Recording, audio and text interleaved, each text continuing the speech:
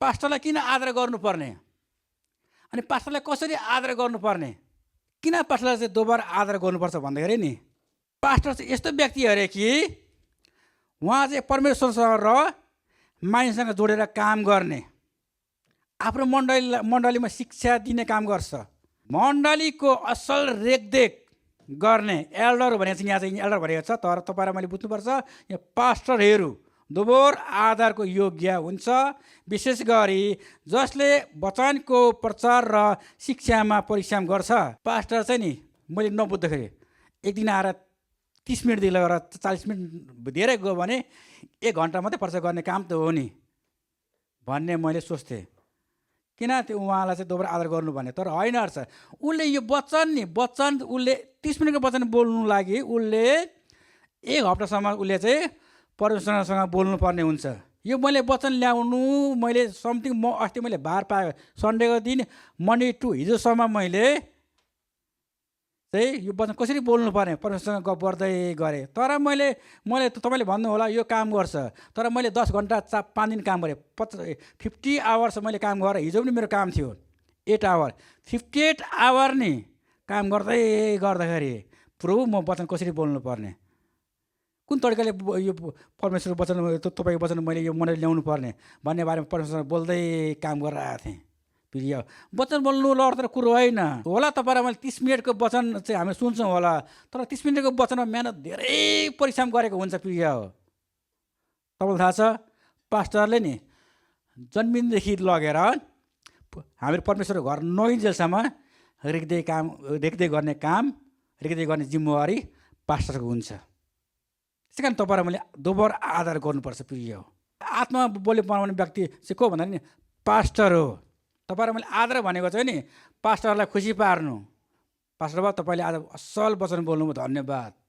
अनि पास्टर के हुन्छ, खुसी हुने काम गर्छ। भोलि नेक्स्ट हप्ता अझै मात्रामा त्यो पास्टरले चाहिँ परमेश्वरको नजिकमा गइकन परमेश्वरको सल्लाह मागिकन परमेश्वरको आवाज सुनेर त्यो अझै मात्रामा उसलाई उत्साह भएको कारणले खुसी भएको कारणले गर्दाखेरि चाहिँ नेक्स्ट हप्ता अझैसँग शक्तिशाली वचन ल्याउने काम गर्छ। किनकि उसलाई खुसी भयो नि त, मेरो मण्डलले त मलाई त यसै गर्नुभयो, यसै सम्मान आदर गर्नु भनिकन चाहिँ उहाँले अझै मात्रामा त्यो हप्ताभरि उसले चाहिँ परमेश्वरसँग बातचित गरिकन नेक्स्ट हप्ता चाहिँ के गर्ने काम गर्छ, वचन अझै शक्तिशाली वचन ल्याउने काम गर्छ। तपाईँलाई मलाई आत्मिक भोजन खुवाउने काम गर्छ। प्रिय हो। अनि पास्टरलाई गिफ्ट दिएर अनि धन्यवाद दिएर उहाँलाई प्रशंसा गरेर चाहिँ आदर गर्नु सकिन्छ। हामीले पास्टरलाई चाहिँ आदर गर्नै पर्ने, सबै संसारका मान्छेलाई आदर चाहिन्छ, तर पास्टर चाहिँ दोबारा आदरको योग्य हुनुहुन्छ। पहिलो थेस्सलोनिको पुस्तक 5:12 र म 13 पढ्नेछु। तिमीहरूका माझमा परिश्रम गर्नेहरू जो प्रभुमा अगुवाहरू हुन् र तिनीहरूलाई चेताउनु दिन्छ, तिनको आदर गर। के गर्नु अरे, आदर गर्नु भनेर यहाँ पनि लेखिएको छ। प्रिय हो। र 13ले भन्छ, र तिनीहरूका कामको खातिर तिनीहरूलाई प्रेम साथ अति उच्च आदर गर। यो पास्टर काम गर्नु चाहिँ सजिलो काम भएन। प्रिय हो। पास्टर चाहिँ नि परमेश्वरसँग आवाज पनि सुन्नुपर्ने र मानिसको आवाज पनि सुन्नुपर्ने, त्यो माझमा भएर जानुपर्छ। त्यो माझ भिन्दै गर्दाखेरि उहाँ पास्टरलाई धेरै कठिन पर्छ, उसलाई धेरै समस्या आउँछ, उसलाई धेरै विरोध आउँछ। प्रिय हो। तर पास्टरलाई आदर चाहिँ किन गर्नुपर्ने भन्दाखेरि नि तपाईँलाई मैले परमेश्वरको वचनले तपाईँलाई मलाई बताएर सिकाएको छ। प्रिय हो। पास्टरले गरेको कामको खातिर हामीले पास्टरलाई आदर गर्नुपर्छ।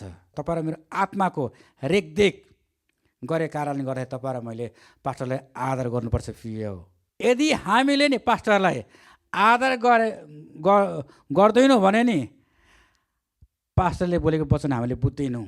लोकल पास्टरलाई आदर गर्दैनौँ भने नि प्रिय हो, तपाईँलाई म ग्यारेन्टी भन्नु चाहन्छु, तपाईँलाई मैले नि पास्टरले जति सुकै शक्तिशाली वचन बोलोस् हामीले बुझ्दैनौँ, किनकि आदर गरेको छैन नि। प्रिय हो। यदि तपाईँलाई मैले आदर गरेको छुइनौँ भने पास्टरलाई म त हामीले विरोध गर्छौँ भने प्रिय हो, पास्टर जतिसुकै वचन बोलोस् त्यो व्यक्तिले बुझ्दैन। उसको कान चाहिँ नि शैतानले चाहिँ बन्द गरेको हुन्छ, किनकि विरोध कहाँबाट आउँछ, शैतानबाट। प्रिय हो।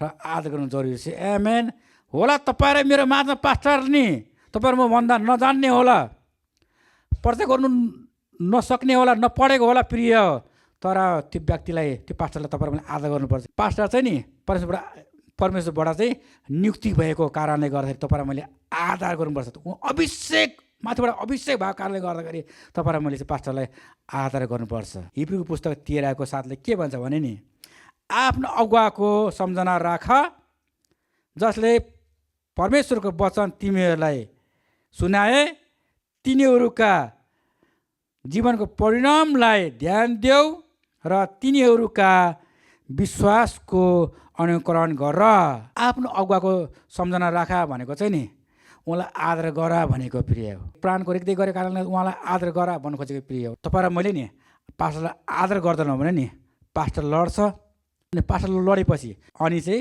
मण्डली लड्छ प्रिय हो। यदि पास्टर तपाईँलाई मैले आदर गर्नु चाहेन भने नि के अरे, 1 नम्बरमा पास्टर लड्छ। पास्टर लड्ने बित्तिकै के हुन्छ, तुरुन्तै चर्च लड्छ, अनि चर्च लडे बित्तिकै के हुन्छ, मण्डली लड्छ प्रिय हो। हामीले पास्टरलाई चाहिँ 3 प्रकारले आदर गर्न सक्छौँ प्रिय हो। 1 नम्बरमा हामीले नि हाम्रो बोलीद्वारा पास्टरलाई हामीले आदर गर्न सक्छौँ, मिठो बोलेर। पास्टर जय मसीह, तपाईँले आज हामीलाई मिठो आत्मिक भोजन खुवाउनु भयो, असल के अरे वचन बोल्नुभयो, तपाईँलाई धन्यवाद पास्टर बाबु, आज मेरो जीवन परिवर्तन भयो, तै वचनले छुयो भनिकन तपाईँ र मैले पास्टरलाई के गर्नुपर्छ, आदर गर्न सकिन्छ प्रिय हो। नम्बर 2मा हामीले कामद्वारा पास्टरलाई आदर गर्न सकिन्छ। कामहरू पास्टरले सघाएर, चर्चको साउन्ड सिस्टम मिलाएर, कसैले भेन ड्राइभ गराएर, कसैले भ्याकुम लाएर, कसैले चाहिँ ट्र्यास फालेर, अनि कसैले चाहिँ अनि त्यहाँ भएको फोहोर मैलाहरू फालिकन, अनि के गर्नुपर्ने काम क्यामेरा मिलाएर, क्यामेराहरूमा सहयोग गरेर, त कामद्वारा तपाईँ र मैले चाहिँ पास्टरलाई चाहिँ आदर गर्न सकिन्छ प्रिय हो। नम्बर 3मा नि हाम्रो हृदयबाट पास्टरलाई आदर गर्न सकिन्छ। अनि मनमा चाहिँ किन्न छ र अब गरेन भने पास्टरले मलाई के भन्छ, मण्डलीमा काम गरेन भने भनिकन तपाईँ र मैले खिन्न चाहिँ गरेर रिसरी काम गर्नुभयो भने त्यो चाहिँ परमेश्वरको महिमा हुँदैन प्रिय हो। तपाईँको मेरो हृदय चाहिँ नि कामहरू गर्दाखेरि पनि सफा होस्, परमेश्वर तपाईँ र मलाई नि त्यो स्थानदेखि अझै माथिल्लो स्थानमा लाने काम गर्छ प्रिय हो। तपाईँ र मैले हृदयबाट आदर गर्नुपर्छ, अनि मात्र त्यो चाहिँ कम्प्लिट आदर हुन्छ प्रिय हो। हाम्रो बोलीबाट आदर गरेर, हाम्रो कामबाट आदर गरेर, अनि हाम्रो हृदयबाट आदर गरेर पनि हामीले पास्टरलाई आदर गर्न सकिन्छ प्रिय हो।